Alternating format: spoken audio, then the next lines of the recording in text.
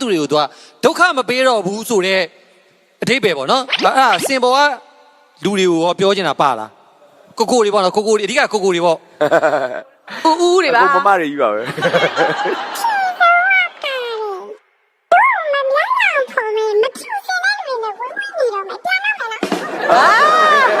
မဖြူစင်တဲ့ဆိုရင်လည်းဝေးဝေးနေမယ်တဲ့ဟာ ပြန်တော့မယ်လေကဲကျန်မင်းတို့เนี่ยမဖြူစင်ဘူးဆိုတော့ရေမချိုးလာလား ထူတာပေါ့တက်ပြလေးမလိုက်တာပါ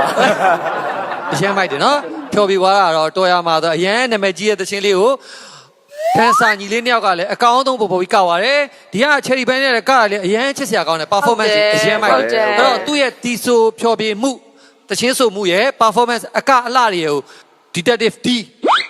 စုံတော်ကြီး D ကနေပြီးတော့ performance တွေကိုမှတ်ချက်လေးပေးပါဦးအော်အရန်ချစ်စရာကောင်းလို့သူ့ရဲ့ဟိုဗာလေဗီဒီယိုကြည့်ကြတဲ့ကလေဒီပန်းမွင့်လေးတွေနဲ့ဟိုသူရိုက်ထားတဲ့ပုံစံလေးတွေကအစားလေအရန်ချစ်စရာကောင်းပြီးတော့အခုဆိုတာကလေ performance ကလည်းချစ်စရာလေးကတာလေးတွေကစားဒါမျိုးလေးဒီလိုလေး